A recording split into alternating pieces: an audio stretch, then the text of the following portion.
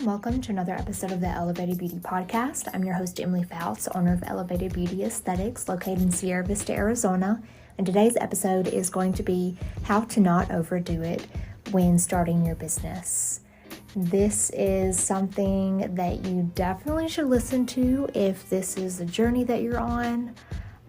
It's something that I've been guilty of, and I definitely listened to other people's advice, but sometimes I'm a little bit impulsive. So if you're an impulsive person, definitely listen to this. It's so easy to make mistakes starting off your business, so it's best to do it on the best foot possible. And so I'm just going to share with you guys some things that I have learned from trial and error. Okay, so when I first started Elevated Beauty, I definitely had a lot of preparation for it, and I did it in the best way possible, and I did a pretty good job. I created a spreadsheet for all of my investments, and it showed me like a sum total of what my initial investment would be to start the business, for all of my inventory and supplies, equipment, different things like that. So I didn't really have any unexpected cost by any means. I did good that way, but this is kind of how I overdid it a little bit once I already had the business established and I was operating, and that was with my retail.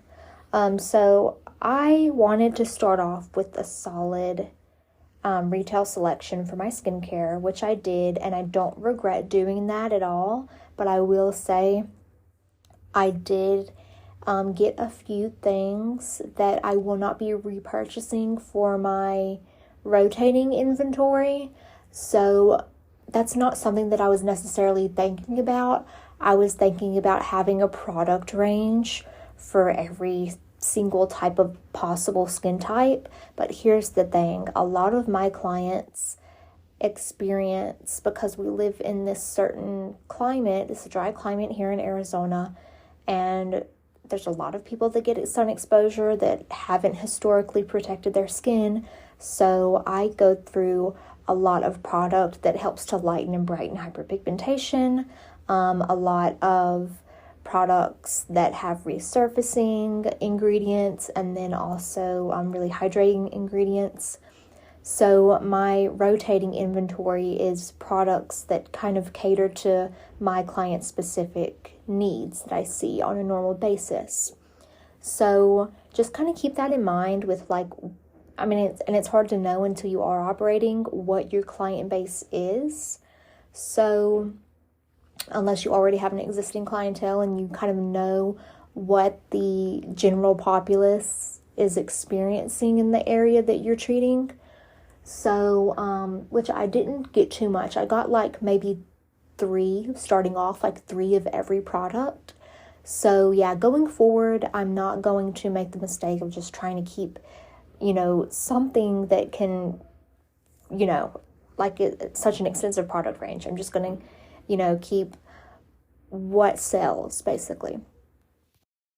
And a big reason why I decided to open my own business was because I wanted a lot of creative freedom. I had a lot of ideas, and you can't really enter a business with a whole bunch of different ideas. You have to start with one, and if it works, continue with that. You just can't have too many ideas floating around. And there was a lot of things that I wanted to offer, and I'm in a 10 by 11 space.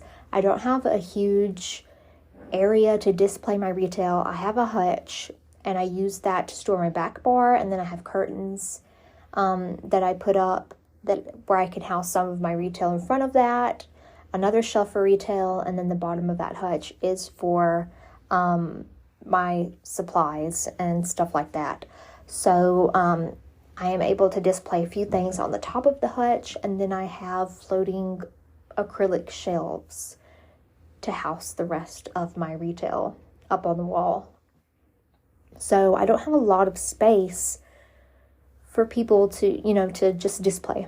So with that being said, that does kind of limit me with what I can offer, and that's actually like a good thing, because otherwise if I had the space, I would probably, just because I'm so impulsive and I just have all these creative ideas, I just want to offer this and this and this, I would have more on my shelves. So I kind of had to decide, like, okay, this is what I'm passionate about. These are the products that I actually love that I'm going to recommend. I don't have to have like a little bit of everything under the rainbow just to make a sale. I only need to sell things that I'm super educated on and that I'm super passionate about. So I didn't I don't have that much space, so obviously I didn't do like a huge investment, but I did like invest in a few things, retail, that like in reality, even though I didn't get a big amount of them, they're not selling, so they're kind of just sitting here, like what I thought would be cute, and they're all like rather cheap things, not cheap in quality, but like it didn't cost me too much to bring them on because I brought them in a small amount. So one of those things is like travel pouches. I thought that would be super cute, and I've seen other estheticians do it, and I love like making my own stuff. So I have vinyl heat press. So I did my own like vinyl cutouts with my design that I have and just some other sayings, and I put them on little canvas travel bags. And I thought, hey, like this would be cute if you're traveling and you needed something to put your skincare in. So I got some of those, and literally I've only sold like one of them. And then candles, I have and I love the candles, but it's just not ideal for the space that I'm working with. If I actually have like a storefront, I think that type of stuff would sell better. But I just got a few. I probably got like 6 or 8 of these candles, and I would burn it in the treatment room. And that kind of, people are like, oh, what's that smell? And I'm like, oh, it's this candle that I retail. But anyways, that's another example of things that just like didn't sell, because those are kind of impulse buys. So I definitely don't recommend. I think that's how you can overdo it, is when you open up and then it's not like necessity products. Your necessity products are going to be the skincare, the home care that's going to complement your treatments, or home care for like waxing aftercare products that are going to complement the treatments that people are getting, not impulse purchases. So that's something that I unfortunately learned by trial and error. And then I was going to do a vendor event, and it got canceled last minute. So I did buy some inventory like exclusively for that, because I wanted, and it is smart to do, like if you're a new business, to immerse yourself in the community. So that was kind of my way of letting people, like getting more exposure. So I got I love this brand, Pure Soma. I carry their body oil it's like their AM body oil, and then they have a body oil for babies. And I retail those products. Those are in my rotating retail. But from that brand, I also got this bath soak. And it's a really great bath soak, and I love to use it personally, but it's just not selling on my shelves because people aren't coming here to get bath soak. You know what I mean? So that was supposed to be for the vendor event, but because it got canceled, and now I have all this inventory of this bath soak that's not selling. So, hopefully there will be, a vendor event in the future that I can do that. And then I had some necklaces for that event. I didn't overdo it too much with stuff exclusively for the event. So maybe that's like another tip, is if you are going to do a vendor event, don't get too much like retail that you're exclusively selling just for that event. Sell something at the event that is in your rotating inventory. Another way you can overdo it, and this isn't anything that I was guilty of, pretty much just what I said about the retail is everything that I had to learn, but is like decor.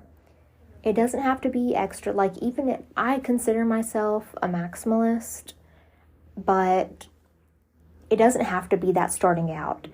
an aesthetic room can look amazing, really minimal and clean. Like, even if that's not your style, it can look like that starting out until you have enough money to do extra spending on your decor. Like, that can take time. Fortunately, I, had quite a bit of inventory already in decor throughout the years, because before I opened my business, I was an independent contractor at this place. So I was able to customize that room and like make it my own and all that. So I had done that a little bit, and I just carried some of the stuff that I already had over here. And really, like, my decor, it's not too much. And some of it I did myself. Like, it's just pictures that I printed for before and afters on one wall. And then I have some artwork that I printed out. And then I got like this little wooden plaque from Hobby Lobby and painted on it, and then printed out my logo, put some dried flowers on the side to make it cute, and some LED lights. And then I actually thrifted my bronze walled art. It's like got butterflies on it, and then it's like 2 little sconce candle holders next to it. And then I have like a little mirror from Hobby Lobby, and that's really all my decor, besides, like a little vase with dried flowers on top of my hutch. And then other functional things that just kind of match with the aesthetic in here. But your decor, it doesn't have to be expensive. It doesn't have to be overdone. It can wait. And that's something that I learned, and I really tried my best to apply when doing this. I took a course, I think it was called Going Solo, from Woodbury Wax Bar. I don't know if she still offers it or not. I would imagine that she does. But she said in her, in that course, like, not to put the cart before the horse. And I had to completely, like, over and over and over again reiterate that to myself, to kind of control myself from, like, getting everything that I just, like, wanted to make it my dream suite. And I will have to say, I started off on, like, a really opening, like a solid opening. Throughout the 5 months of operating, I have added some things after I have made profit and things like that. So I wouldn't say that I put the cart before the horse, but I was fortunate enough to have a really solid opening. And this one is really important, like, in terms of the success and functionality of your business. Your menu. You don't want to overdo it on your menu. When you're opening, you already need to have all of that figured out. You need to niche down.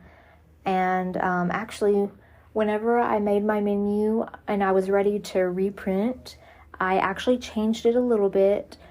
I don't think I took anything off because I already, like, narrowed it down to what I needed.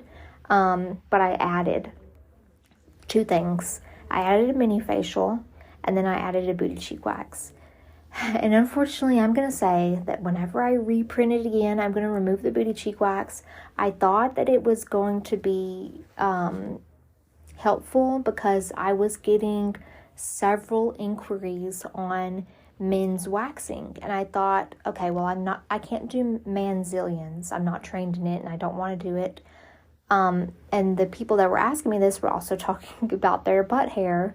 And I was like, hey, well, like, why don't I offer a booty cheek wax? But since I've had it on the menu, I literally have not booked a single one. So I think I'm just going to take it off. I just don't want it wasting space on my menu. And it just, you know what I mean? So I wouldn't mind doing it. But I think I'll just, like, keep it on my software. But I'm not going to advertise it because it's just taking up space. No one's booking it. So, I added the mini facial. You might find yourself editing it as you go on. That's normal, but definitely don't overdo it in the beginning. Make sure that you're planning out really well what your niche is. You don't want to be offering brow lamination, lash lifts, skincare, chemical peels, waxing, like lash extensions.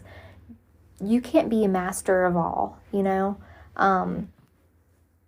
You can't. So you need to figure out what you're passionate about, what you love, what you can sell, and people will refer you for being good at that and be loyal to you. So for me, I specialize in Brazilian waxing and skin revision treatments. So chemical peels, microneedling, result-driven facials. I do have some convenient services in between, such as lash lifting and tinting, and then like facial waxing. But I don't do brow lamination. I have done it in the past.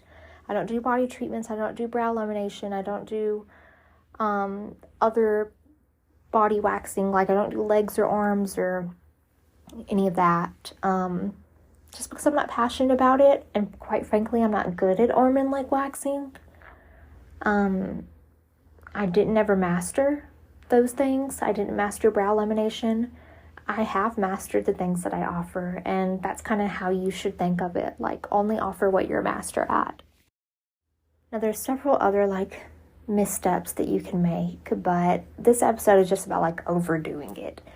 You can overdo it in, like, discounts, and that cheapens you. It truly does, even though you might think that it's going to bring people in the door, which it can and it can't, and I'll talk more about that. But when you are constantly always offering a special, a monthly special, a discount, it cheapens you. You need to know your value and respect your own value so that other people will respect it as well. So I do offer discounts for my members.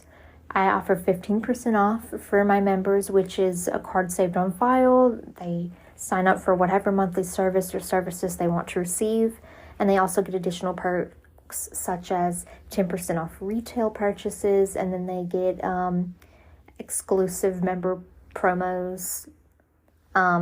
This is my first month doing the 10% off retail and exclusive member promos, so I'm not sure yet what type of exclusive member promos I'm going to get. It'll probably be like, hey, if you get a lash lift, get a free tint or something like that.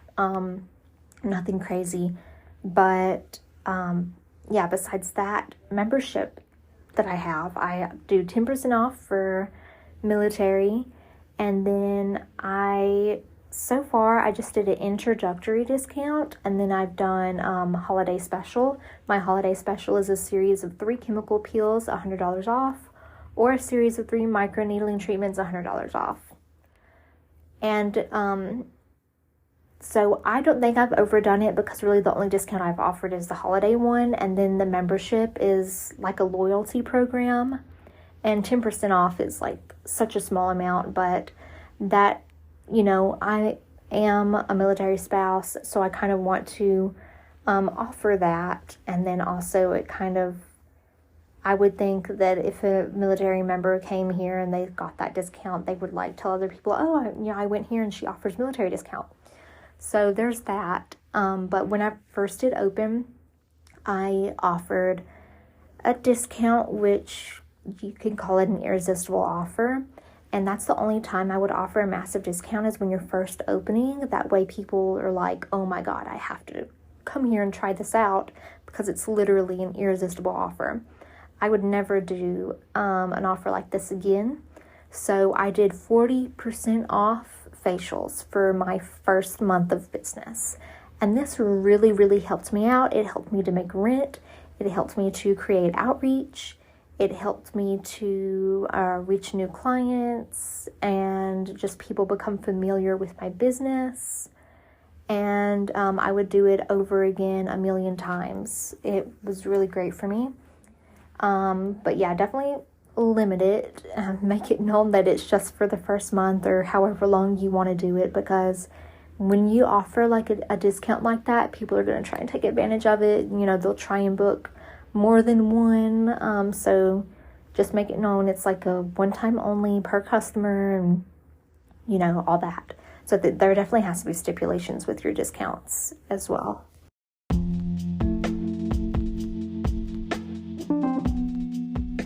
So I think that's all of the information that I can think of right now. Don't put the cart before the horse. Know what you're passionate about. Know what you can sell. Know what you can realistically do. Put it on paper. Make a spreadsheet. And if you need to build over time, build over time. So I hope this was helpful for some of you guys. And as always, I will see you next Monday, 8 a.m. Mountain Standard Time for another episode.